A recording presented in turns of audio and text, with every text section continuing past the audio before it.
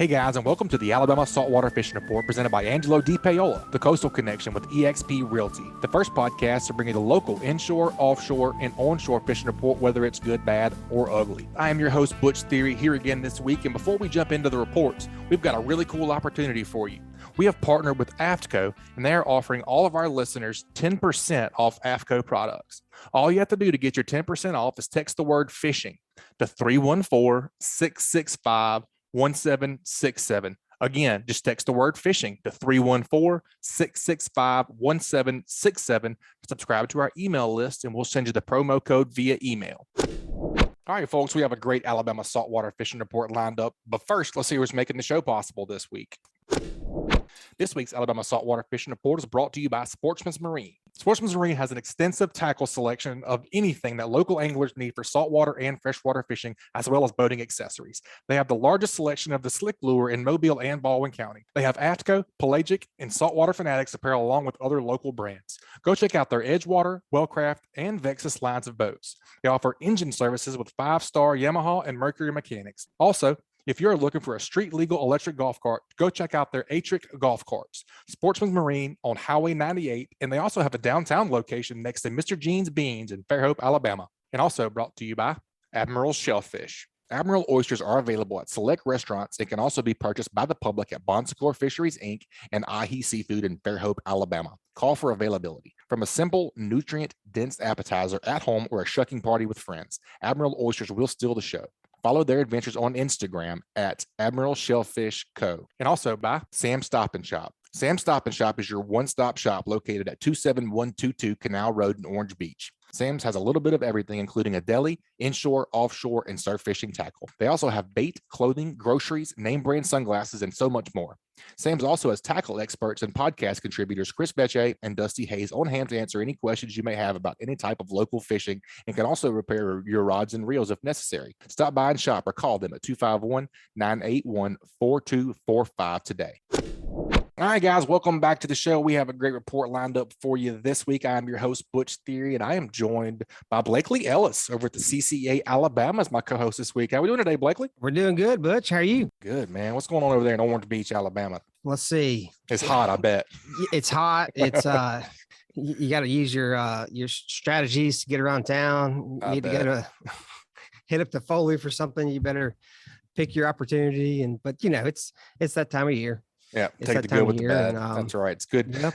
Good time to be on the beach, but everybody else thinks that way as well. So that's not always a bad thing. Like you say, you just got to plan for it and deal with it. But fishing's good, man. Fishing's heating up. Sounds like everything from inshore, offshore, and onshore is on fire. Yeah. How's the Star Tournament going, man? How's the CCA Alabama Star Tournament going? It's going good. It's going really good. We kicked it off a couple of weeks ago, Memorial Day weekend, and we've had a lot of people participating. But we're still plenty of time for other people to sign up. So, we've got this tournament runs until the end of Labor Day weekend. We've had our first fish caught about a week ago by a young man who unfortunately wasn't registered in the tournament, but he did keep the fish. So there's only 29 redfish swimming around. There's not 30, but there's still plenty of time and opportunities for folks to go out there and track one of those down, because that Nautic Star 22-foot bay boat is still up for grabs. Yeah, I bet, man. I bet that young gentleman did not sleep very well that night, or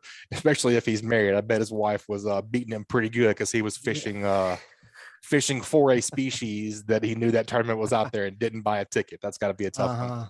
He's been a great sport about it, though. If you follow us on social media, you'll see the picture he sent me with his frowny face, and he's been a good sport about it. And he's registered in the tournament now. And I would assume he is. That's usually the story. That's the story. How it goes. The other state said that's the way it was going to happen. Probably is you'll have a couple folks, and they're like, "Wait, what? I did what now? Wait!" And so that goes right up there with buy my fishing license, buy my Star Tournament entry, and then we're ready to go. Then you can go fishing. That's right. Yep. That's the responsible thing to do. Absolutely. Yeah, definitely. Yeah. So you guys don't miss out on that opportunity. If you're going to be on the water at all and redfish is even a possibility in the Alabama area, I'd just go ahead and buy that thing. Yep, definitely. Be a good Father's Day gift along with that Great Days Outdoors magazine subscription I saw y'all promoting. Those would be some good options for sure. Yep, absolutely, man. I know you have to be a CCA member to get entered into the star tournament. What's the best way for folks if they're not sure exactly how to navigate it? What's the sequence and where can they go to get registered for sure? So you got two options. If you know for certain you're not a CCA member, or if you've never been a member, and you like to use the Fishing Chaos app, which I know a lot of our guys around here and other anglers in Alabama like to use, you can go to the Fishing Chaos app and sign up there. $75. And honestly, that's the easiest route, because all that info gets funneled to us. And then we enter all that membership information, and all that kind of stuff happens behind the scenes. You know, if you go through our website, which is joincca.org, and then it's /star tournament, that gives you the option, if you are a current member, to purchase the tournament entry fee. So the tournament's $40. A CCA membership is $35. And you need to make sure your membership is active up until the end of the tournament, because if it expires in July and you catch the fish in August, then that's one of the requirements. And so Fishing Chaos app is definitely the smoothest and easiest way, especially if you're already set up and fish tournaments through it. And I know a lot of folks around here fish the rodeo coming up, and so we're really glad to have that as an option, that John and those guys at Fishing Chaos. So those are your two options. Awesome, man. And you guys definitely don't hesitate to go get registered and be a CCA membership. Blakely and man, those guys over at CCA do a ton. I know, Blakely, you personally do a ton.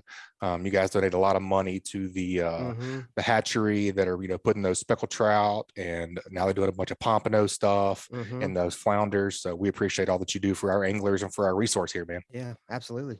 All right, man, let's go get our first report of the day. I'm pumped. We're going to go down and talk to Captain King Marchand. Right. He runs the Lady Anna over there out of Dauphin Island, Alabama. Let's see what's going on in the offshore world. All right, Captain King, welcome back to the show, man. What you up to today? Oh, man, just dropped off my people and picked up another group, and we headed back out to go get them. Turning and burning, huh? Yeah, man, got doubled down today. Well, actually, all week, actually. That's awesome, man. It's definitely that time of year. The snapper ferry is in session, huh? Yeah, it is. Snapper season, it's in full force, but it ain't just snapper now. We're getting a lot of other good stuff, a lot of Ling and a lot of scamps and all kind of good stuff out there.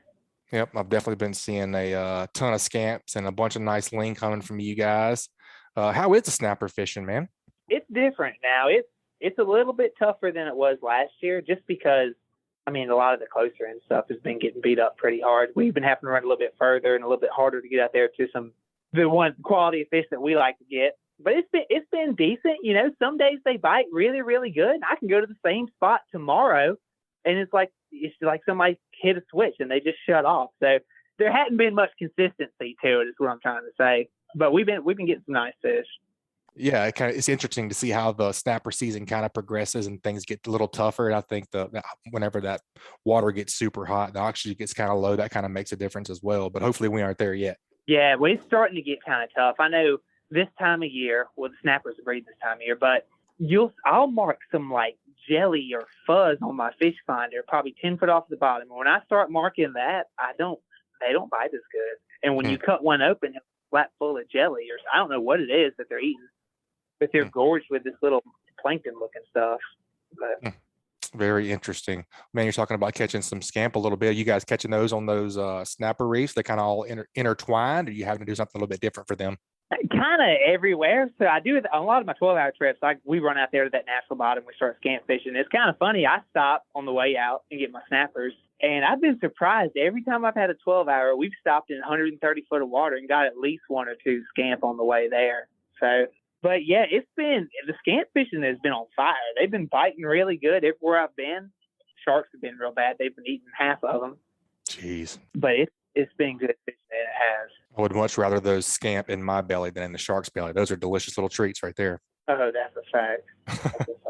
Well, man, whenever you're targeting those scamps, are you putting anything on for bait in particular to get those things honed in? Yeah, for sure. Well, I mean, I always buy me, when I'm headed out there, I try to get about 150 croakers or so to start out with. But I always just use the croakers as a backup in case we don't catch the bait that we'd like to have. When I'm going scamp fishing, personally, I like to target cigar minnows. And if I can get cigar minnows, you're going to get them to bite. It's just that's one of their favorite baits, cigar minnows and them little sardines. Nothing too big, just, 4, 5, 6 inches. They seem to like a smaller bait, in my opinion. But that once we got those, then we can leave the croakers in the live well, and we just use those up until they're gone. Nice. I definitely agree with that, man. What's your ideal rig and setup? You just working like a sow rig with a leader, or what's your ideal setup for those guys? No, well, we used to use the sow rigs on here and try them with a leader, but the problem when you drop them down in 250 foot of water or 300 or whatever you happen to be in, that rig gets tangled up around the main line. So you think of a sow rig, you think of your typical lead, swivel, 4 or 5 foot leader, and then your hook. Well, when you're dropping down 300 foot, that hook's going to get tangled around the main line, and you're sitting down there with a tangled up bait, and you're really just not doing any good down there. So what I like to use is a 3-way swivel. I attach my main line to one of the rings. We have a leader for the hook on the other ring, and then I've got my lead on a pretty much a leader, probably the same size leader as my hook, same distance from the swivel.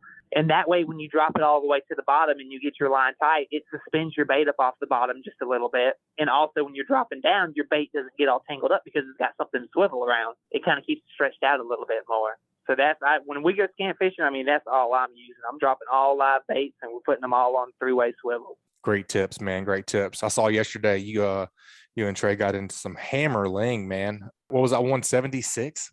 76 pounds, man. He was a stud, biggest one I ever seen. I don't know if I've ever killed one that big. That's a giant. Man, when I looked at him, I said, "Okay, that's a nice fish." I'm honed in. I'm in my zone. I'm looking at what's going wrong, trying to figure out the best situation to land this fish. And when we got him on the deck, Trey looked at me. He said, "King," he said, "I think that's an 80-pound fish." And I didn't think anything. And then I looked back in that fish box and I said, "Dude, he might go 80 or 90. I don't know what he goes. I've never seen one this big to compare it to. It's a big fish." Yeah, that was an amazing fish. It's not often you see those kind of fish these days. And the picture wasn't, photocopied 10 times from a newspaper, or it's grainy, or from the 80s, 90s. That was an impressive fish. Really nice. Oh, man, and the way the whole situation went down was just crazy. So I was fishing around some structure, and I was drifting around it, and had some live baits down there pretty deep. I had 2 of them out, and then one of them went off, and we said, "Okay, we got one hooked up." I told the other guy, "Hey, man, leave your bait right there." A lot of times they school up, and it wasn't 2 seconds later, his went off too. And the funny thing is, a big old fish like that, you think, okay, I'm fighting for probably 30, 40 minutes. That was not the case. This fish was just really docile, just really taking his time, and the guy was just able to kind of ease him up to the surface. Well, both of them came up together. One was up top, and the other one was on the bottom. And I went downstairs. I was in the tower, so I ran downstairs to get my hands on some of this action. And I grabbed that gaff, and I stuck that one, threw him in the boat, and the other one started just oozing over to the other side like he knew what was going on. And we probably fought that fish for 1 minute and 30 seconds, and he was green as a gourd. I stuck that sucker, and he went crazy. He beat my tuna door to pieces. He knocked the chips off of it. There's a little latch on it that closes it or keeps it open. He knocked that off of it. So I got him on the gaff. I'm holding on for dear life, and I'm screaming at Trey, like, "Trey, get another gaff, get another gaff." About that time, the line breaks on the customer. I'm hollering, "Trey, now. We need to get a gaff now," because I was afraid to come in with him because he was ripping through. And we got 2 of them in him and just slung that sucker right over the side of the boat. God, that's a giant. That's absolutely awesome. Man. Whenever fish get that big, they like change almost. A giant speckled trout just looks different than a regular, regular size speckled trout. And those fish are one of the ones that change when they get that big, like a dang dinosaur. Yeah. Time to get your game plan together on remembering how to handle those big fish, because that's right. That's definitely a different story when one like that comes over the rail. Yeah, and there's been a bunch of them around, man. Everywhere I've been around some of the rigs up in close. We've seen them. I think we caught 19 of them this week, most of them being on bottom spots. So, if I was going out there fishing this weekend, we go fishing every day. But when I go out there, I always make sure we got a live bait sitting in that live well ready to cast overboard, because, you got to be ready. When one comes up, you got maybe 3 or 4 seconds to put a bait in front of his mouth. And if you don't get it to him right then, he's gone. And, it might be the fish of a lifetime like that one we got the other day. And you always just got to stay ready. A lot of guys that I know, they always keep a jig ready. And that's fine. They love that too. But the problem that we get with a jig is that we lose a lot of them, because when they go to shaking that head, that big old heavy-headed jig, it starts pretty much de-hooking the fish, Yep. And so when I get one on, I try to get it on a treble hook first. And then if he doesn't want to bite that, then we might throw a jig at it. That's a great point. That's a great tip, man, as far as, being on a bottom spot and having a ling rod ready to roll. So you mentioned a treble hook. Just walk us through your setup, what you have ready all the time. It's a simple setup, man. I used to use a wind-on swivel. Well, when I say a wind-on swivel, I mean just a really, really tiny swivel. So I've got a spinning rod with braid, 60 pounds or whatever. And then I've got a fluorocarbon leader that goes down to a small treble hook. I mean, I don't know what size it is, but it's probably the size of my thumb. It's really small. One of my customers actually commented on that the other day. But the reason I use it, I remember I was deckhanding for Capt Mike, and we had a big old Ling swim up to the boat, and he hung out for probably 15 minutes. We threw everything we had at him, live bait, dead bait, squid, cigar minnows, and he would eat the bait, but he wouldn't eat the one on the hook. And I said, okay. I cut it off. I put on some 40-pound fluorocarbon, the lightest thing I had in the tackle box, and I threw him, and he ate the very first bait that got in front of his mouth. And so ever since then, I said, all right, guys, I said, we got to lighten up our setup. We got to make sure we use small hooks, small swivels, light fluorocarbon. You know, that fish of a lifetime, and I'm not saying that he was, but he could have came up and been leader shy. And if you wasn't ready for him with the right equipment, you wasn't going to catch him because they're smart. Yep. Yeah. He didn't get that big by accident. Yeah, no. And I'm not trying to ramble on or anything, but I pulled up to a spot yesterday and there was probably 10 cobia sitting on it. Wow. And I had the light leaders and we threw baits at it and they'd come up and they would put it in their mouth and then they would spit it out. Because they're smart. Seen a lot of hooks. Yep. That's great tips, man. I definitely appreciate you sharing your knowledge with our listeners. That should definitely help some folks out this week. It's good to hear you say that. I feel like, and of course, I don't do near as much offshore fishing as I used to do, but like you say, we used to catch, it wasn't nothing to catch 2 or 3 a day. And definitely on those snapper spots popped up, but I feel like it hadn't been that way for the last 5 or so years. Am I wrong on that? No, I mean, I remember last year we caught a lot of them around some structure and all, but not as many as what I've seen this year. And it's kind of funny because we've been catching a lot of them on our grouper fishing spots. I mean, 300 foot of water. And it's not just me. I've talked to several other guys who've been catching them out there in that deep water. You know, you think you have a scamp on, but he's running out to the surface. I'm like, oh, guys, this ain't no scamp right here. Yeah, that's great. That's great to hear. Maybe those things are, I don't know. There's a bunch of different. I myself have a bunch of different theories about, you know, why they don't run the beach anymore like they used to in Destin and Pensacola and all that. And I've always said maybe they just altered a little bit. Maybe they're going further out. I don't know. Yeah, I don't think anybody really knows, honestly. You know, they say they go down to the Keys. Some people think that they go way offshore. It's just kind of, I don't know what they're doing, but I know that I'm seeing more of them than I did last year. Yeah, and whatever it is, it's got to be a good thing. Yeah, that is a fact for sure. Absolutely. And when we see them, like I had a pod of 8 of them come up the other day off the spot, and I try not to kill them all. You know, I mean, I catch 2 or 3 or really whatever I need to make a good trip, and then I save the rest of them and let them go. There's no sense in, you know, for my guys, ain't no sense in them having a boat flat full of cobia more than they can eat. I try to be a conservationist just a little bit. I get greedy sometimes, but I try to conserve. Yep, I agree, man. We definitely appreciate that. And the cool thing about that is the guys that do it every day for a living, you guys are the ones that make a difference and can actually, you know, impact. With a mindset like that, you can make an impact on our fishery, guaranteed. Yeah, and just like my snapper spots, you know, I'm not going to go through a snapper hole and catch every single fish on it because I'm fishing for tomorrow too. That's right. Same thing with these migratory fish. I don't want to kill all of them. I need them for the next day and the next day, and it's gonna. I'd rather make 10 people happy than one group very, very happy. You know what I mean? That's looking down the road a little bit. That's not being short-sighted, and we definitely appreciate that. You know, you said you didn't know if they go down to the Keys or whatever. That was on the cobia study that we did. That was the furthest recapture that we got was a fish that we tagged in October, late September, early October of this past year, off one of the ships, and it was recaptured down off Key West in January, kind of near the Dry Tortugas.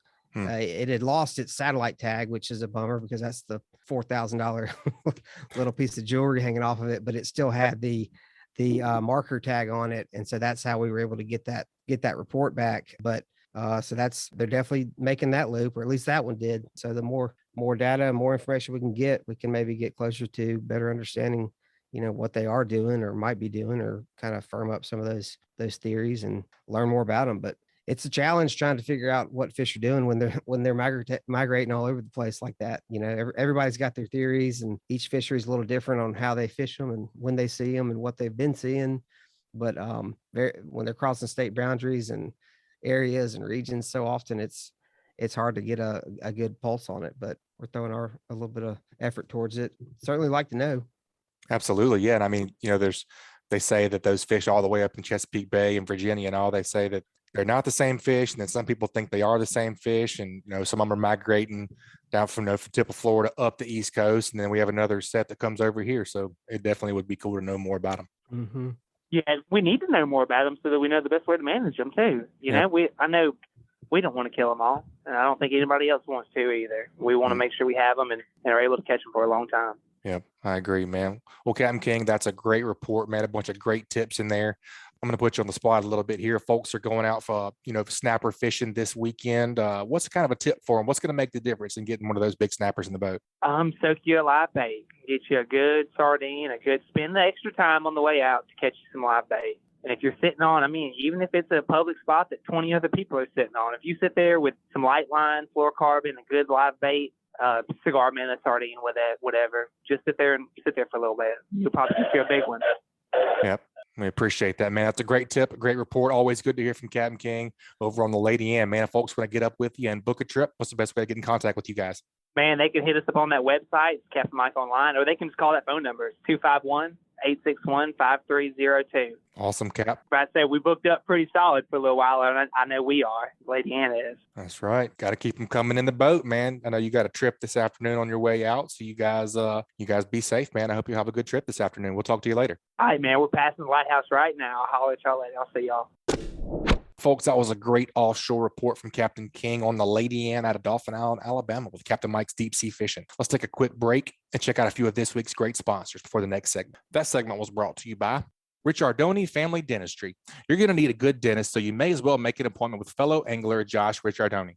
He provides services for all ages and accepts most dental insurances. Do not let an achy tooth ruin a day on the water. Call today to book an appointment at 251-342-6672. And also, Alabama Marine Resources Division. The Alabama Marine Resources Division reminds all recreational anglers who harvest gray triggerfish, greater amberjack, or red snapper that their catch must be reported through Snapper Check. This includes vessels, kayaks, and shore anglers who possess any of these reef fish. Reporting is mandatory and must be done prior to landing fish in Alabama, regardless of where the fish were caught. Anglers can report to Snapper Check online at outdooralabama.com or through the official Outdoor AL app. For more information about Snapper Check or any of the 2021 fishing seasons, please visit outdooralabama.com.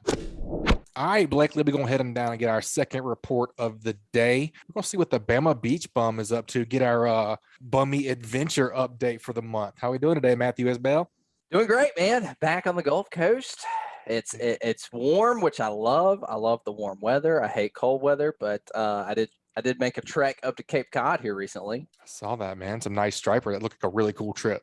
It was, so one of the days that we were there, I have dubbed it as my most incredible day of fishing that I've ever experienced in my life.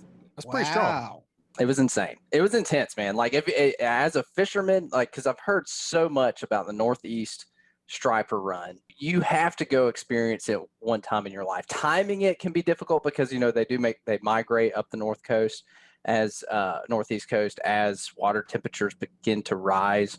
So it's kind of like a late spring, early summer. Throughout the whole summer, you can catch them, but timing it correctly can be kind of tricky. We were very fortunate that we did time it fairly well and got to experience some pretty incredible fishing. Awesome, man. So from the beach, obviously. So just kind of tell us a little bit about it, man. Tell us, I would love to hear about things that you learned up there, different from down here, and some things that would translate that you learned up there that you translate down here as well. Yeah, so we spent a lot of time, we did some beach fishing. Everything was land-based, and we did some canal fishing, which Cape Cod Canal is famous. It's if you keep up with the kind of the Northeast striper run, that's a huge fishing hole per se that people migrate to, and it can get stacked up, which is fun for me. It's like combat fishing. You're around a lot of people that know what they're doing. It's kind of fun. But what we spent most of our time doing that we had the most success with targeting these striper was with large swim baits. Like I was throwing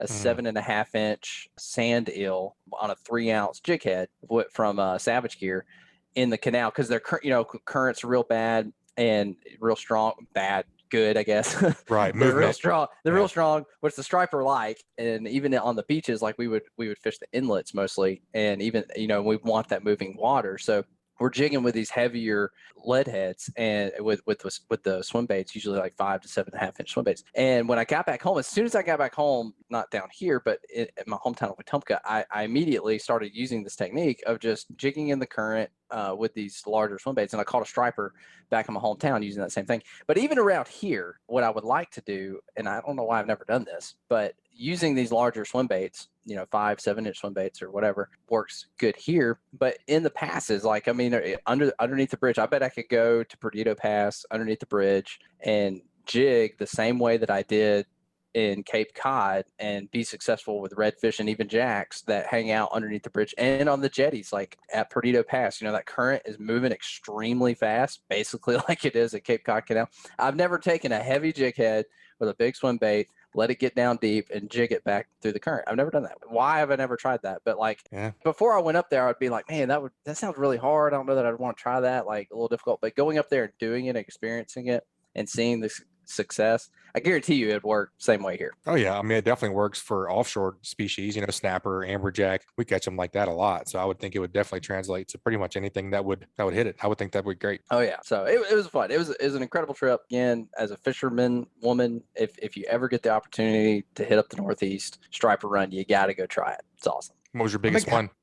So I got my PB, caught a 38-inch Wow. striper, which was massive. I mean, if I had to guess, it's probably mid 20s pounds. Which they get way bigger than that, like ridiculously bigger. Mm-hmm. But the thing about it, on the timing of it, and we knew this as we got there.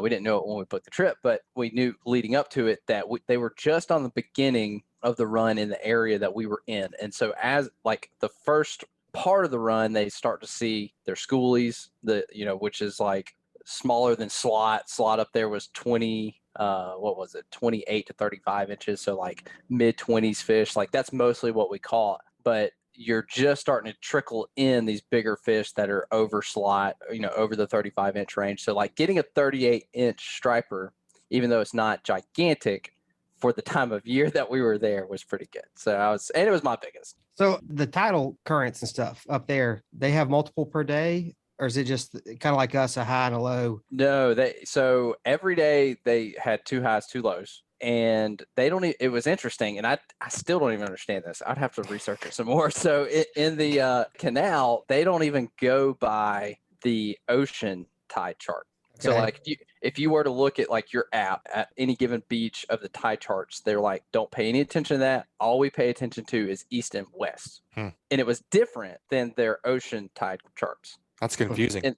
Very confusing. So it was really hard to keep it. So they gave us a set, like we went to like several tackle stores and they all had these tide charts for the canal specifically. And it was just east and west. And that's what they called it. They didn't call it high, low or anything. It was just east and west current. And it had the times for when it would be moving east and west, and you could time it based on that. It was very confusing. Like, I still don't understand it. I can't even explain it because I don't know.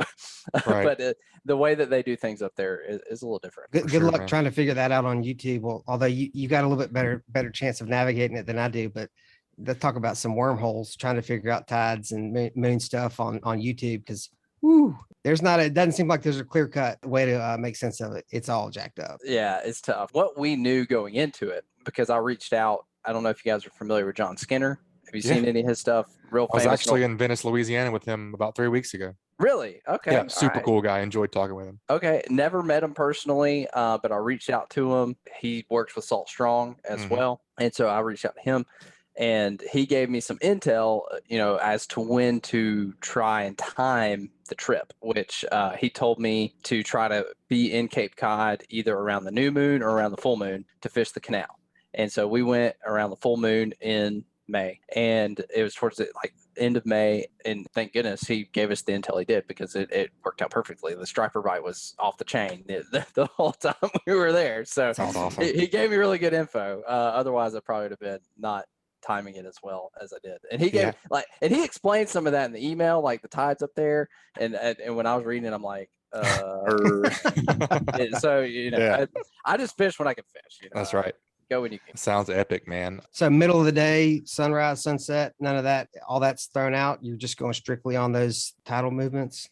Yeah, and it was interesting. So you wanted tidal movement, but like we had the most success closer and they didn't call it slack, but like what I would say is slack. Okay. So like kind of at the change, which was weird, like that's when you could actually, you could still fish in the fast moving current and people did, but like usually when it was making that shift is when we would actually start seeing some really heavy activity.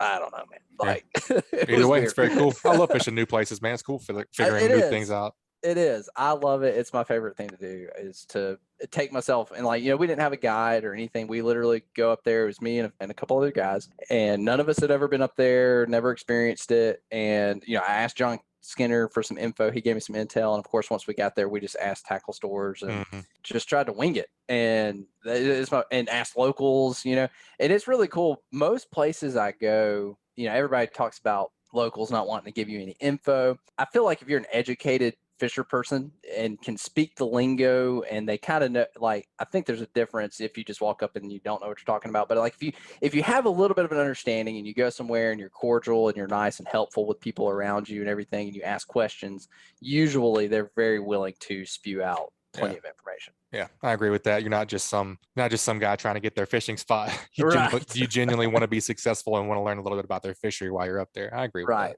And I think people, like I've said this before on the podcast, and it rang true on this trip. I think people want you as an outsider that seems to know what you're doing. Like because you can usually tell. I think they want you to experience their area. Want you to have a good experience. Yes, like, and it's that way for me. I take pride in the area that I'm in. Absolutely. I don't want somebody that like is a serious fisherman to come down here and like blank. Like I want them to come and be like, man, you guys have an incredible fishery. This is amazing. So I feel like people take pride in it and want you to be successful. Definitely agree with that. Just like a football stadium, when you're taking in the away team, you want those guys to feel good. Yeah. You don't want them to not want to come back. You want to brag and show off what you got. That's right. Yep, that's exactly right. What you been doing around these parts, man?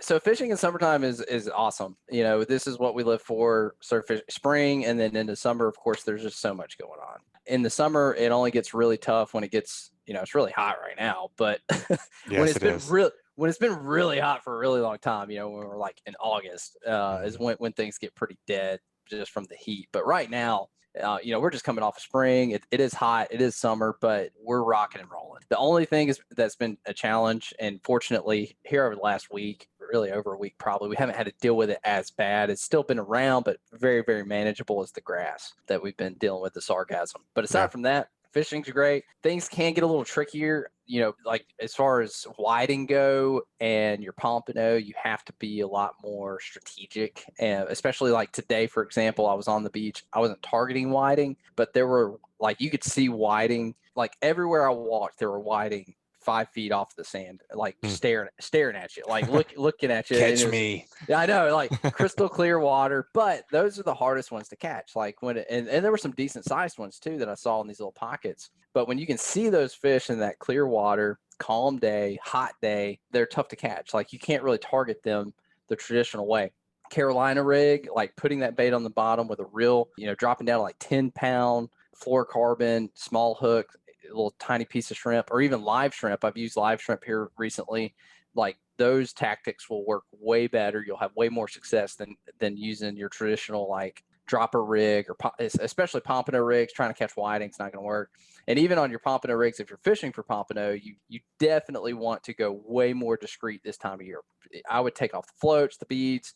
I would go just a straight hook, natural baits, like ghost shrimp. Sand fleas are very abundant right now. Walking the beach this morning, sand fleas are everywhere. Easy to find, easy to rake. You can get them using just those natural baits on as discreet of rigs as possible, because we have so many ladyfish and blue runners and everything else out there, and they're going to find that stuff because there's just way more of those fish out there than the pompano. They're going to find it way before the pompano do. So you want to definitely downsize and be discreet, especially in these clear, calm conditions that we've got right now. Very good tips, man. What else? Whiting, there's been some pompano coming through. What about jacks, man? We always seem to end up talking about jacks whenever we get the Bama Beach Bum updates. What's been going on with those guys? Oh, yeah, you had to bring it up. it's kind of a sore subject for me. I've hooked a few this year, but and I've just made some mistakes. I've just, that's the thing about jacks. Like, so I've hooked 3 and I've lost them all. And one was on the pier, which the pier doesn't count because Gulf Shore State Park Pier, if you don't know, is still broken and you can't fall. Like, once they decide to go around the end, it's game over. You can't follow that fish. You're done. The other 2 have been on the beach. And so this is a mistake that I've made more than once in my life. Is I had a bad knot. Okay. And if you fish long enough, It happens. and you catch enough fish, you're going to deal with this.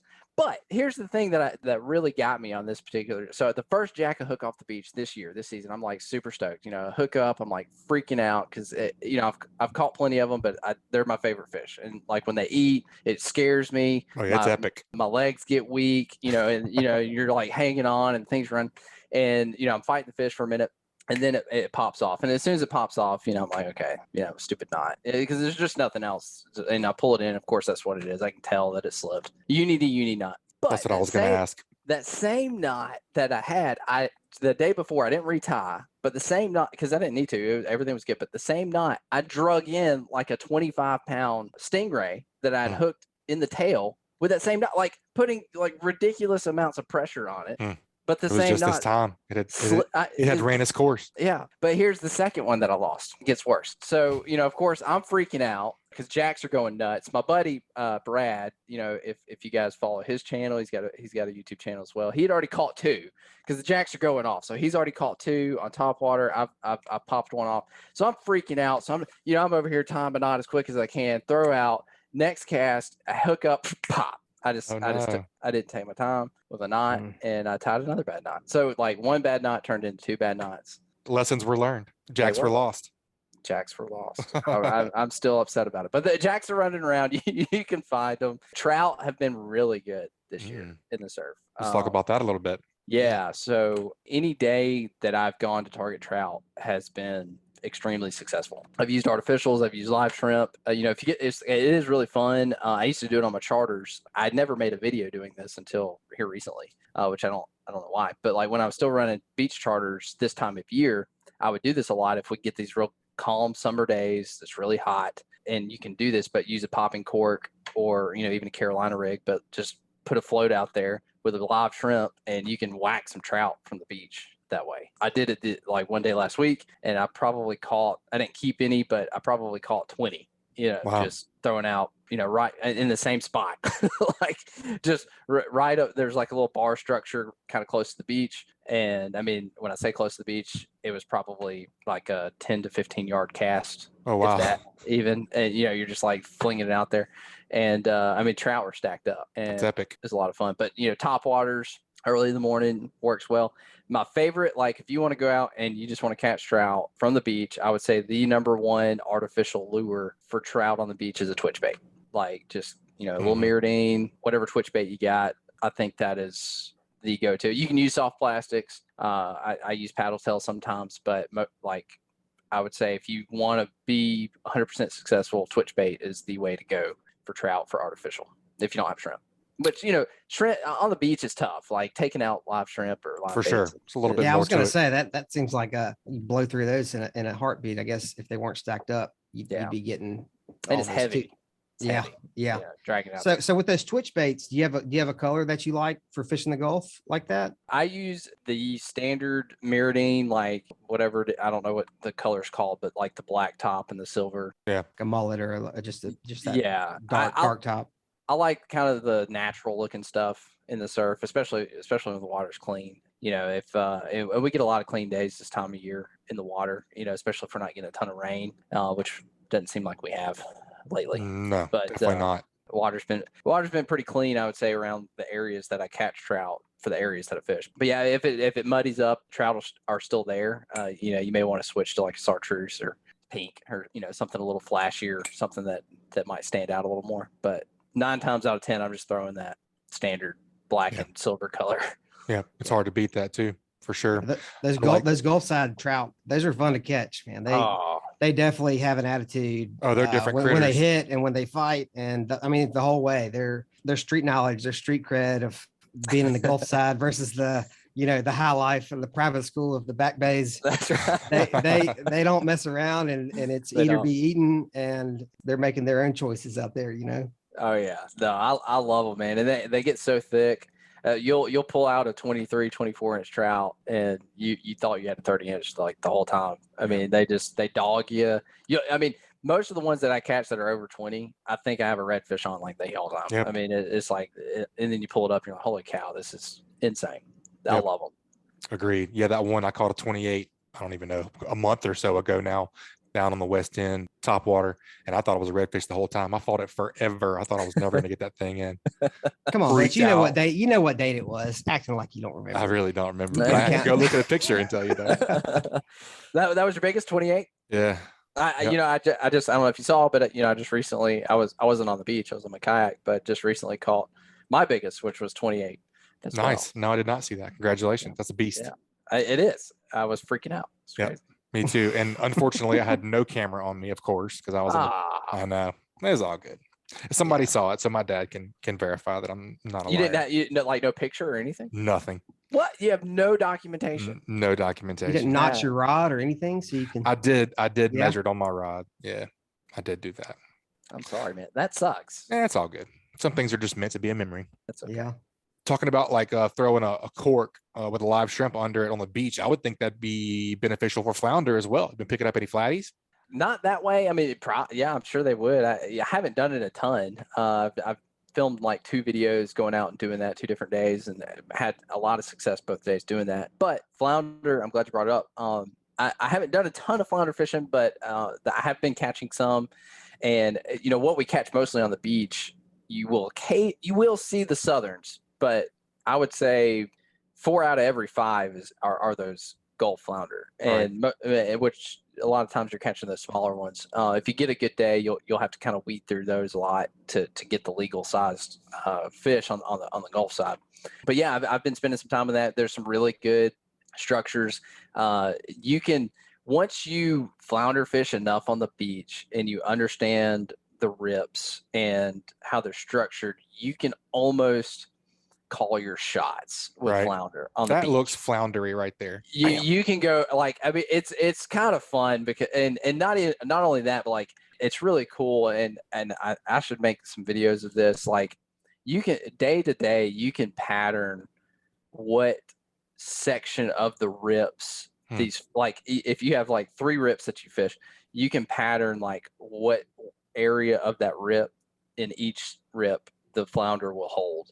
Like it's kind of an interesting thing. Like not a ton of people around here spend a lot of time beach flounder fishing. Right. But it's a fun thing to kind of pattern out and like figure out. Like it's hard. I can't paint the picture that well for you talking to you. Rip meaning a break in the sandbar north and south, right? Yeah. And it's, of course, where that water is flowing back out. And like it's really been interesting to see, because with all this grass, like if you're walking up and down the beach, you'll see this trail of grass going back out, and you're like, oh, there's one of the rip currents. And day to day it's different, but you can almost, like I said, once you catch one out of the rip, like it may be on the east side of the rip or the west side of the rip or in the middle of the rip, or just a little hair off of the right. Like it's a lot of fun. And like once you kind of pattern that out, you're like, okay, and then you get the next one, and I'm like, okay, I'm gonna put my first cast right, just duplicate that scenario, and it's like I'm gonna catch a flounder, and you do. It's so much fun. Like it's a really cool thing. Yeah, they do a lot of like short striking and stuff, don't they? I've run into that a good bit. My wife nicknamed them the Flounder Mafia, because they would you'd get in an area where it would drive her nuts, because it would be, you could see them and every once in a while you get one hook, but she went through a lot of those little frustration, little moments. But like you said, not many people probably either may not recognize what that was or wanted to spend the time to dial it in. But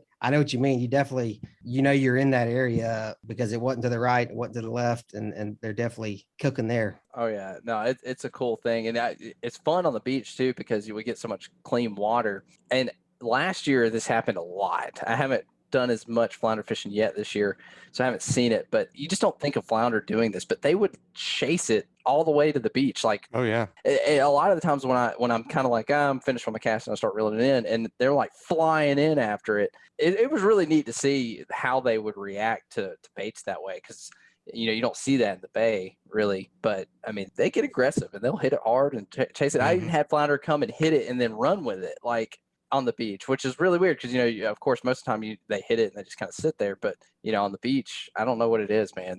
It's kind of the same way with the trout, I guess. That's exactly what I was going to say. Like Blakely was talking about. These are tougher ones, they're on the public school side. They ain't scared, man. They ain't scared. Just as soon as you think you don't know, because I'm going left or I'm going right. Yep. They're ready to rumble always. Well, man, that was fun. That's a good report, man. I'm glad you guys had a good trip up northeast. People want to follow you on the tubes and on social media. Bama Beach Bum, they know where to find you, right? That's right. Yep. Just search Bama Beach Bum. It'll pull up some videos. Appreciate it, man. Always good talking with you, and keep us posted, man. We look forward to the updates. Sounds good. Thanks, guys. All right, folks, it's always good to hear from the Bama Beach Bum. That was an awesome report. Let's take a quick break and check out a few of this week's great sponsors.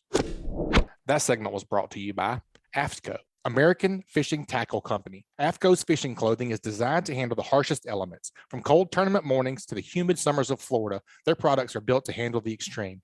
They're proud to hear customer stories about the 20-plus year-long life cycle of their AFTCO products. Their passion for the outdoors goes beyond their products. They're committed to protecting their fishing resources and angler rights.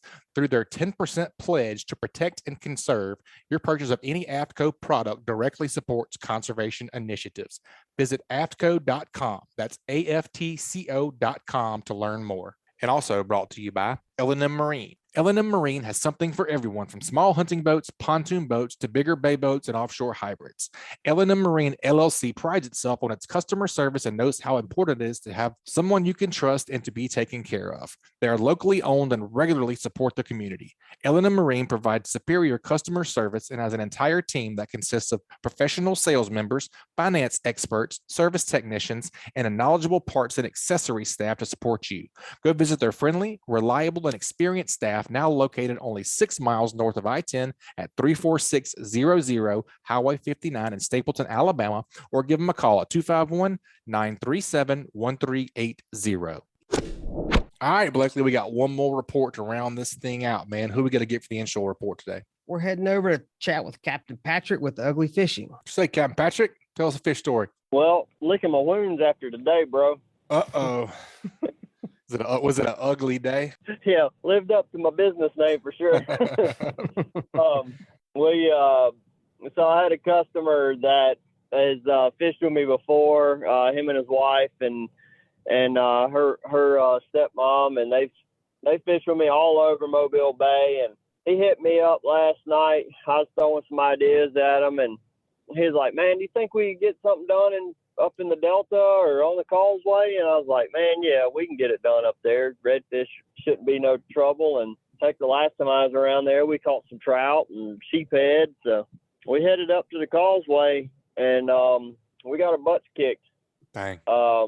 Man, we turned over a bunch of different areas, and just nothing. Like ladyfish, croakers, catfish, just totally got our butts kicked.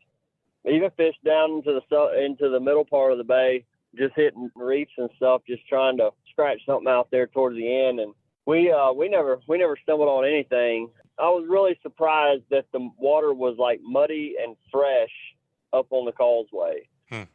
We hadn't had that much rain, have we? I have no idea what the cause of that was. Huh. Now I will say this: whenever we came in, the water did look better, cleaner, a little saltier as that tide pulled in real hard. So maybe it was just a scenario where at the bottom of the tide everything was kind of all river water, and then it all started sucking back in, looking a little better later on. But Didn't anyway, matter.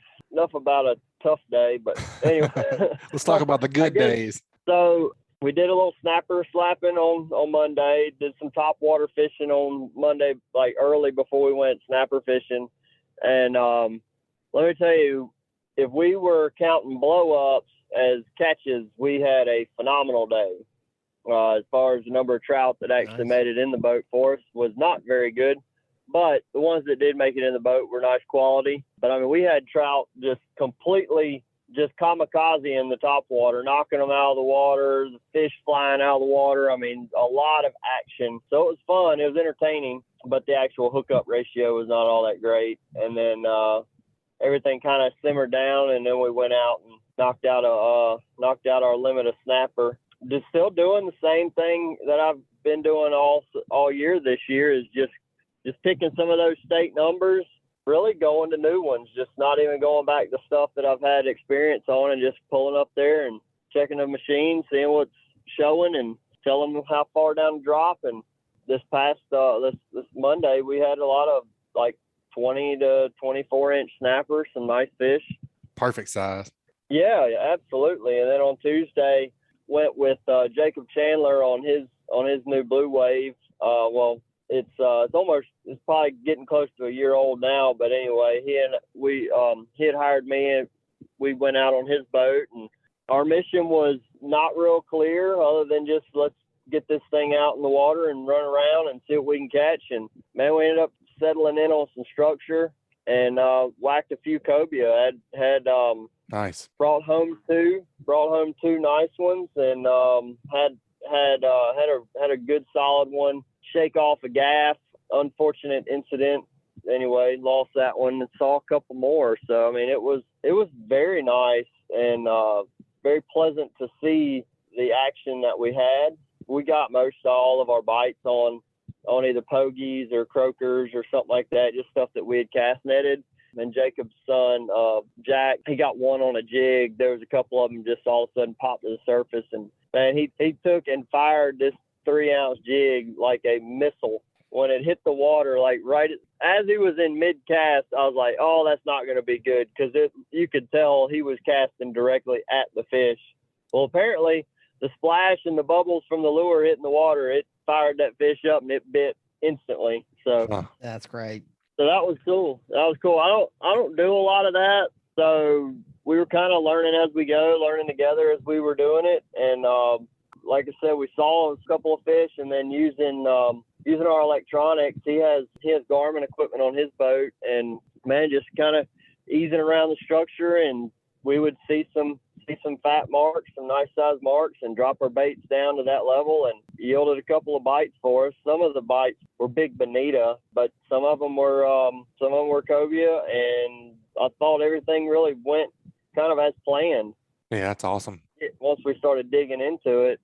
But that's been how my week's gone. And then the tail end of last week, we were mostly trout fishing, catching some on top water and some on shrimp, and various different methods. So the water temperature creeping up in some areas. Some days we're seeing temps in the 80, 86, 87 degree range. Some of the mornings we're seeing it's only about 83, 84 degrees, which is still in pretty good water temperature range, in my opinion. Once we start hitting that 87, 88 degrees, things can start getting a little more challenging. And then anything hotter than that just gets that much more challenging. For sure. It sounds like right now that the speckled trout game is kind of a beach game, whether that be on the north side of, Fort Morgan or the island or some of these other islands. Are those fish looking to move off the beach anytime soon? Because it doesn't last that long, does it? Man, I don't know what the trends are on that, because I've tagged some fish that we tagged like not far outside of Weeks Bay and were recaptured down on the Gulf Beach. So it's not like a fish that just magically appears. I mean, they're coming out of the bay. Some of the trends that I've noticed is like if the beach is on, it doesn't seem like the rigs and the structures that normally hold trout, like in the mouth of the bay or around the mouth of the bay, they don't seem to be as productive. And I really feel like those fish are kind of moving back and forth. I'm not strictly a hypothesis. I think I'll agree with that. Guessing, but it feels that way. Like on days when I'm like, all right, I'm going to just fish deep. It feels right to fish deep. And I end up kind of spinning my wheels, just scratching a few fish out, and then making some phone calls, talking to some buddies, and hear that 2 or 3 guys went to the beach and just whacked them. Yep. Yeah. Makes sense. Yeah, it does. And then you'll have the same conversation where the guys that are going to the beach, like just thinking that 7-10 days in a row is going to get it done, they are all of a sudden calling like, hey man, what's happening? It's like, well, we were tired of catching trout at 7:45 and we went and doing something else. And they're like, man, I would have loved to have any action. So Not sure if it's just a scenario where the fish are just biting better on the different tides and they're in both places at the same time, but it really does feel like there's some fish that are moving back and forth. Yeah, I got to get out really quick. I know people have been doing really good on the beach, and I've had several great days on top water in the morning. And Dad and I just went for a quick. I know I had early meetings, so we just went Monday morning really quickly and thought we were going to whack them on the beach, and went down. Actually, drove around to the south side, and it was a little bit rolly, but not too bad. We were able to anchor up and get out of the boat, but it was really hard to fish, as rough as the waves were. As far as being down in there with them. So we got back in the boat, and man, it was picture perfect setup, bait, birds, everything. And we did not catch a single fish. And I was like, man, this is crazy. I don't get it. And then we went around to the sound side, same thing, bunch of mullet jumping right on the beach. Before I got out of the boat, I made one cast, giant blow up. Fish came all the way out of the water. So I got in, made another cast, same exact thing, giant blow up. Fish came all the way out of the water, and we didn't see nothing else. So I don't know what was up. I thought we were going to wreck them for sure. And then, of course, we gave it till about 8:30 and then licked our wounds all the way home. So I don't know about that. Patrick, when you're fishing like that, how long will you give a spot? Like, so let's say you were thinking that the rigs and going deep was going to be productive for you. I know it's not a science and like a clockwork, but are you hanging out there 10 minutes and saying, okay, something's off, I'm getting out of here? Or do you have a ballpark? Just kind of curious, because I know sometimes I get into a trap of just trying to like force something. Oh man, absolutely. Everything else is making sense in my head and everything else is right. And before I know it, I've wasted a lot of time. All day. And so talking to an expert here, I'll be curious to see what your answer to that is. Well, it's probably a very gray answer, but there's many times where I feel like the sign is there, especially on deep structure. If I can ease over the area where I feel like I should be catching fish and I can see them on the Ray Marine, we're presenting baits well. We're able to do the slip cork or free line, and I just feel good about our fishing effort. A lot of times, probably 10, 15 minutes, maybe 20 minutes, but probably not. Usually if I have 3 anglers on the boat, and we can present the baits, say 3-4 times each, I mean, that's a lot of casts. You add them all up in total. If they're there, they're going to bite something that time frame, I would think. Man, I really feel like that. And then if I've got a setup I like, and we send 10 or 12 baits down in total, or 20 baits, however it adds up, and we haven't had a bite, probably gonna make some minor adjustments.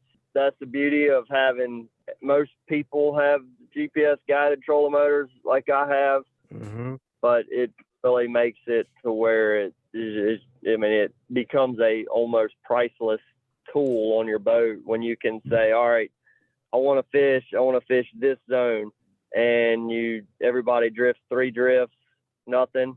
You can just take it off anchor mode, move over 100 feet, do a total different setup, drop the baits and go. Sometimes it is actually kind of helpful when there's another boat or two out there, and just, if I've got 2 or 3 other boats, and I'll kind of pay attention to how they're fishing too. And if it looks like they're giving good effort and we're giving good effort, and we've got 3 or 4 different areas of a structure or a gas platform or something like that, and nobody's getting bit. Yeah, that's a great point too. That really helps. There's a lot of times where we can say, oh, well, nobody's catching anything. Well, I've had people pull up beside me and throwing popping corks in a swift current around a rig, and it's just not the right time to throw a popping cork. And if you had 2 boats pull up there throwing popping corks and they didn't catch anything, they're not a real good indicator. Source of information. Right. Well, it's interesting because you said there was kind of a gray area, but I'm hearing you. It sounds like you may not even, if you had to write it out, you could see it, but you just talking about it, your system, you do have kind of like a system, like you said, you got 3 anglers, you're covering XYZ, you're going to check in the bottom machine. If it's not working, we're going to go to the next spot. And I love getting those kind of perspectives because it's helpful. You've got so much time on the water. It's interesting to get that kind of answer from you, because it's day-to-day operation for him, but for us, it's epiphanies most of the time. Yeah. Yeah. You know what I mean? Yep. You also that the bottom machine seems to be your constant theme between the red snapper success, the cobia success, and then working a spot to try to gut check or to kind of be your sixth sense. It sounds like having that good bottom machine and understanding what you're seeing, and that's as much of anything that you're using to kind of decide whether to stay or go. Yeah, and it helps me a lot of times if I just roll over an area and just don't see any kind of life.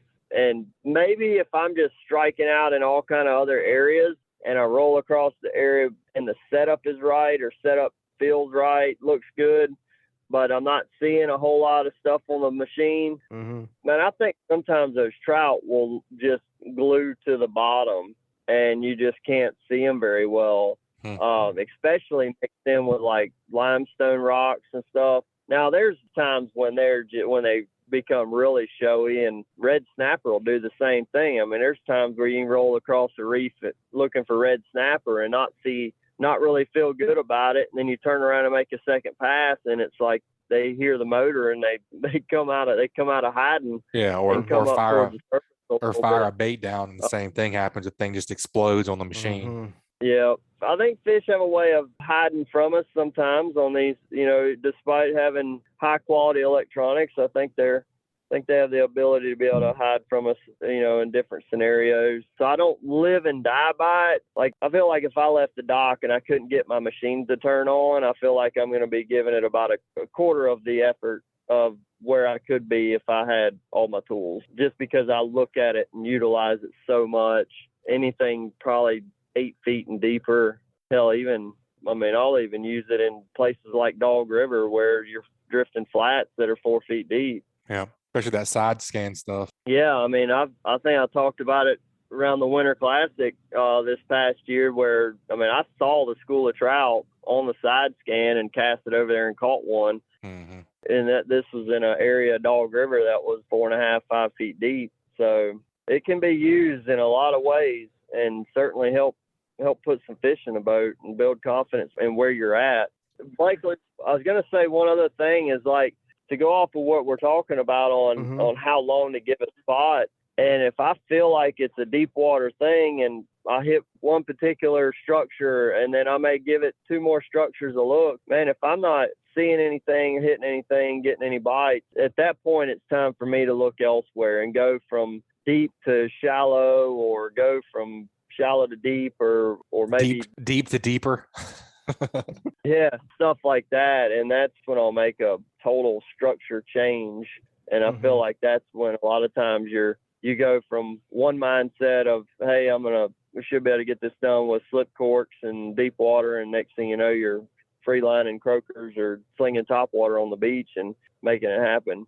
Yeah. You may be a little bit late if you change from a deep structure to a shallow flat or something like that. You may be a little bit late getting there in the morning. You may have already burned up some time, but at least you've got the tail end of a bite, or maybe it sets you up well for if you're fishing 2 or 3 days in a row, then you got a little better idea where to start the next day. Get a little intel. Yeah. That's all it takes to be a good captain, right? I'm trying to count. I'm going to need more than one hand of everything you're probably doing at once. You're probably untying a knot that one of the customers has. Also being polite, being a tour guide, safely driving the boat, watching the weather, checking the other boats, looking at the side scan. Yep, you're right. That's pretty impressive what you guys do day in and day out, and really the success that you have. And I'd be remiss if I didn't take this opportunity to pat you on the back, Mr. Patrick, because I don't know if y'all hit on this or not, but a couple weeks ago we had our Tag Alabama tagging reception and awards reception, and it's something that we've been wanting to do for a couple of years since we launched the program back in 2018. And so we finally we got together, and it was a lot of fun. We did it over at the Bluegill, and I wanted to share with everybody that for 2021, Captain Patrick was our top tagger overall, and he was the top guiding tagger for us. And for 2021, he tagged 772 fish for us. Wow. And that is quite the feat. So good job, Captain Patrick. Very cool. We have not talked about that. Very cool. Yeah, you didn't even mention it, but I'm sure some of those fish had tags in them that you caught this week. Yeah, we catch tagged fish pretty regular. it's very rewarding. And I tell you, it's really cool when we're catching fish that are tagged that aren't fish that me and my customers tagged already. Yeah. And that's what I wanted to say is, I appreciate all my customers. I get people of all types. I get guys that really the only way they see value in the success of a fishing day is how many dead fish at the end of the day. And I've got some individuals that are turning the corner and really enjoying the tagging and getting the reports back from me whenever we get a recapture. And, there's nothing wrong with keeping some fish and wanting to take fish home. But it really is cool to have people that used to only think that it just only mattered on how many, just making a limit of fish or whatever. And despite maybe not even having a plan for what they were going to do with these fish after they kept them, they're seeing the benefit in how we're doing this tagging and returning these fish. And man, I'm getting a lot of buy-in. And so it's a lot to do with my customers as to how we're able to put that many fish back in the water with a tag hanging out. Because I don't have enough free time on my hands to go out there and tag 700 fish on my own. So, Right. I mean, the vast majority of these are fish that customers caught, and then were very happy for me to put a tag in them and turn them loose. Yeah, it's For sure. it's really neat. And you unseated the back-to-back champion, Captain Richard. He was our 2018, 19, and 20 top tagger. You took the cup for 2021. Dethroned. And 2022 is going to be interesting. And I know Richard's going to make sure he gets all his tags entered in there. And we're going to have a good race, I think. I don't know how it's going to shake out, but I got a feeling it's going to be a good one. Yeah. Well, Josh Tidmore brought his A game. He sure did. I would not be surprised to see him really up near the top again, because he put in one heck of an effort to bring in 500 or 600. 618 is what Josh had. Wow, that's awesome. 618. Yeah, I mean, that is incredible, because what I'm saying about the way I do it as far as having customer tag fish,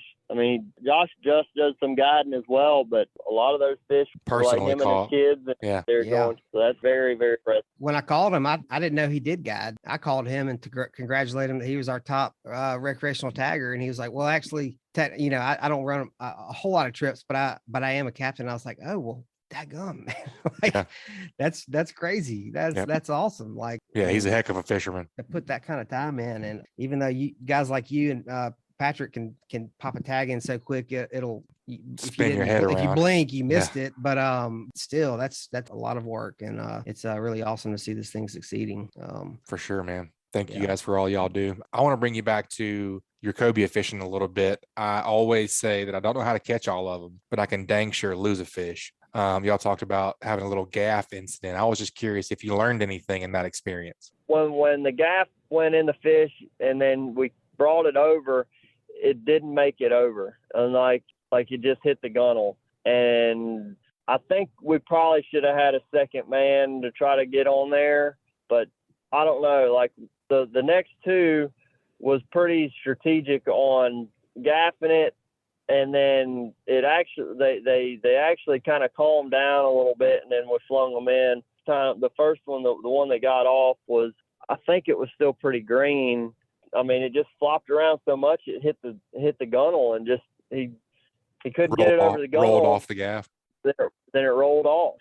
I don't know what we learned other than experience and education is not always the easiest thing, That's right. You got to lose a few to learn some things.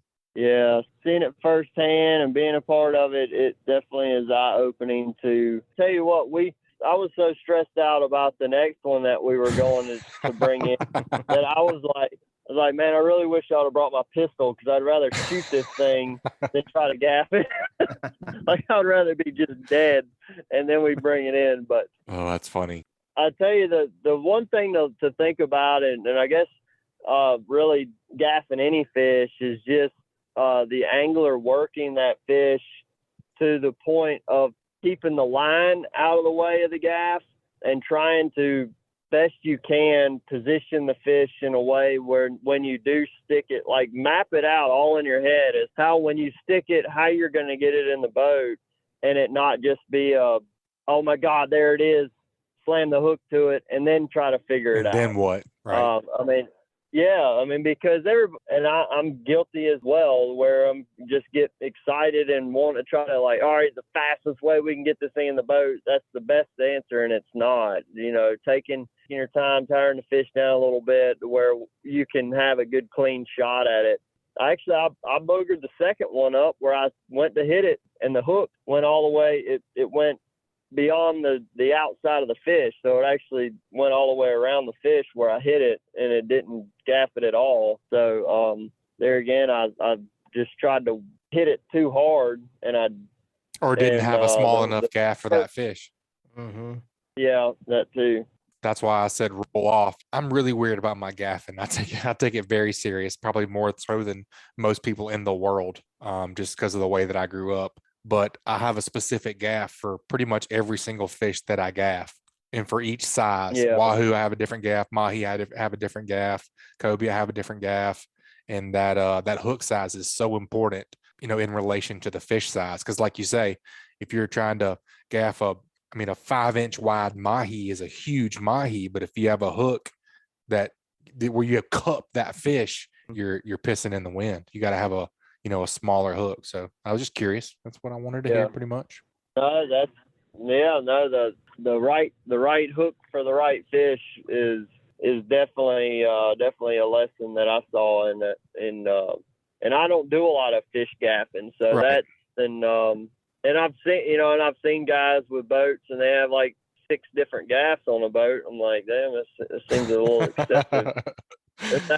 It does not seem a little excessive now. Yep. So for sure. Quite understand it. Well, we can get you some tagging needles if you want to have your rod holders all ready, locked and loaded with 7 or 8 tagging needles ready to go, Patrick. That's right. Yep. We need to have mass production. Have little, yeah. Any triple tail? We caught a little one, middle part of the bay. We were trout fishing late last week and just pulled off the structure. There was a crab trap buoy there, and I just was like, well, there's one random crab trap buoy right here. Might as well ease over there, and there was one on it. The angler got it, and it was his first one ever. So always a sweet deal to be able to get a guy his first fish type, check one off the list. For sure. And that morning we caught some really nice speckled trout that morning on the east side of the bay. So yeah, the water was pretty good out there, and I would anticipate more of those triple tails start showing up further up the bay. Yep, for sure, man. I think it's about that time. That's a great report, man. I'm glad you guys had some success with the Ling, and it sounds like fishing's heating up, or has been hot for a little while. Glad to see that trend going. You just got to figure it out where they're going to be. That's right. Man, if folks want to get up with you and book a trip, what's the best way to get in contact with you? Go to uglyfishing.com, click the book now button. You can check the calendar out, check my availability. I've got some local guys that are doing some part-time work for me and stuff. So I'm trying to accommodate everybody that reaches out to me now. Not doing automatic booking for everybody. Just I'm trying to set those up on the back end. But if you want to fish with me, then you'll be able to see the calendar and what I have availability at any time. But then if you need just to get on a boat and go fishing, I can help you out, get you set up. Best way to do that is just to text me at 251-747-1554. I love it, man. We appreciate you taking care of our listeners, and you guys get on the books with Captain Patrick. Rip some lips, man. We appreciate the report. It's always good to hear from you, Cap. Be safe out there and keep whacking them. We'll talk to you soon. All right, Butch. Thanks a lot, buddy. All right, folks. That was an awesome inshore report from Captain Patric Garmeson with Ugly Fishing. You guys take a quick minute, take a break, and check out a few of this week's great sponsors. That segment was brought to you by United Bank. United Bank knows what an important role agriculture plays in our local economy. At United Bank, they are here to support local farmers with financial products and services designed specifically for agribusiness, including real loans for farmland, equipment loans, working lines of credit, and more. Truth is, they deeply value the contributions agriculture makes to our communities, and they help our local farmers build successful businesses. They want to see you succeed. Learn more at unitedbank.com or stop by any United Bank branch. United Bank, all loans subject to credit approval, equal housing opportunity lender, member FDIC. And also brought to you by Foster Contracting. Fortified Roofing Pros. Often when a business is small, you miss the professionalism you get with larger companies. That's not the case with Fortified Roofing Pros. They're a family-owned business that is big enough to get the job done, but small enough to care. If you're looking for quality construction with a dependable, licensed, and certified fortified roofing professional, give the Fortified Roofing Pros a call at 251-973-9999. Remember to support the local businesses that make your local podcast possible and check them out at fortifiedroofingpros.com. All right, Blake, those are some good reports, man. You know, we got to do what did you learn before we get out of here today? What'd you pick up from today's show? Anything stick out to you in particular? Other than I probably need to find somebody with a good bottom machine on their boat to maybe help catch. I got to figure out how to work mine. They're so dang complicated. I don't even know how to work the thing. Well, I'll go YouTube some videos for you. And that's what I need to do is just spend some time on it, you know? Yeah, you pick me up at Fort Morgan boat ramp and we'll go figure it out. But that's a deal. Search and destroy mission. Yeah. I like it. Yeah. Probably one of the biggest takeaways I had today was, listening to somebody like Patric, the question about how do you know when you're going to leave or when do you kind of make that decision to take off and leave a spot? Because I'm guilty of getting tunnel vision on a spot. It just Big feels time. like it's got to be happening. And before I know it, I've spent way too much time there to the point of I've kind of like exhausted my hall pass from the wife, Yeah. I'm out of time there, or, it's getting really late or whatever. And before I know it, I've kind of dug myself into that hole and I walked away empty handed where, hearing Patric, although he said he didn't really have it, that it was kind of a gray area, but when you listen, he's got all these different, variables that he's keeping an eye on. He's got a system and checkpoints in place to cover an area well. And, having all four anglers fishing different depths, different baits, working through, checking the other, boats that may be near him, keeping an eye on that. Yep. I mean, it sounded like between 15 to 20 minutes was kind of his, if it wasn't happening, it's time to pull them up and head to another spot. And kind of the proof is in the pudding with the discussion about the speckled trout on the Gulf side. And then the bay side of them being on fire for 7 days in a row. And then you show up the 8th day and they're not there. Right. You can't stick there. You can't spin your whole charter there whenever it's not on. Exactly. You gotta punt. And those guys don't have the luxury of going home empty handed. Usually they got the pressure on them to perform. That's a great takeaway. Yeah. Yeah. What about you, Butch? What'd you take away today? Man, a lot of good content today. We covered a lot of area. I enjoyed Captain King's Ling talk a good bit. Mm-hmm. I do think that, especially right now, they're showing up. I took away his biggest tip to me was always have a Ling rod ready. And that was something that growing up on a charter boat that my dad beat into our brain was you never know when one's going to pop up. I mean, it could be on a snapper spot. It could be, pulling up to a rig looking for kings. Yeah. They can pop up anytime. And if you're not ready, it's already over with. If you don't have a rod ready, I mean, it's over with. Well, even further, like, I don't know if y'all had one rigged up for live bait growing up, but like for me, it was always, you'd have one rigged up, but it wasn't having a live bait rigged and ready to go. Right. That was interesting to hear that, because I promise you that's never once clicked in my head of when I'm snapper fishing to have a live bait ready, not for getting the first guy to the bottom or tossing on a weed line if you come across something floating, but to have one ready in case you see some cobia. And that's that. We got a lot of guys out there bottom fishing, snapper fishing, and they're gonna come in contact with them and encounter these fish. And so be ready. That's the best way to get one in the box. Yep. Be ready with a live bait. I agree. And even more on top of that is they are a big fish, man. And you heard Captain King talk about throwing that big thing over the side green. It beat up his door. It chipped his paint. You gotta have a bat ready. You gotta know what you're dealing with. I mean, they can hurt you, and have a gaff that can handle it. Have you a smaller gaff that can gaff a mahi.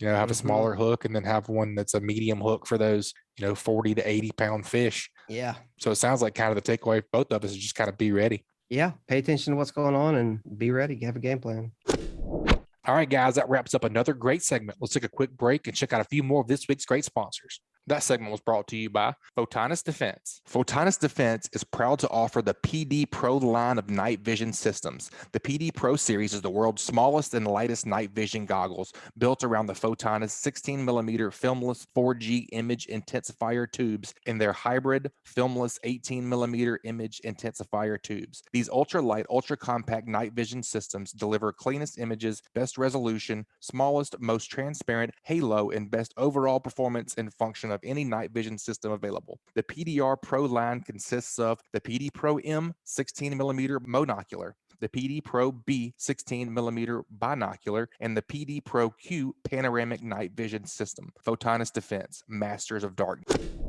All right, Blakely, man, I really appreciate you co-hosting with me today, man. I enjoyed it. You bet, dude. It was fun. I enjoyed it. It was a lot of fun. And It was a lot of fun. We learned a lot. It was good talking to the beach bum. I always like to hear about his adventures. It's always good checking in on him. So like he had a cool Northeast trip.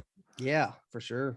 All right, Blakely. So as we know, the CCA Alabama Star Tournament is going on right now. And you really don't want to catch a redfish with a blue tag and not have a ticket. It sounds like cost that gentleman about what, $60,000? Oh, 65, 70,000 probably when it's all said and done. So yeah. So I think that's a good way to wrap this baby up, is letting our listeners know that you need to be registered.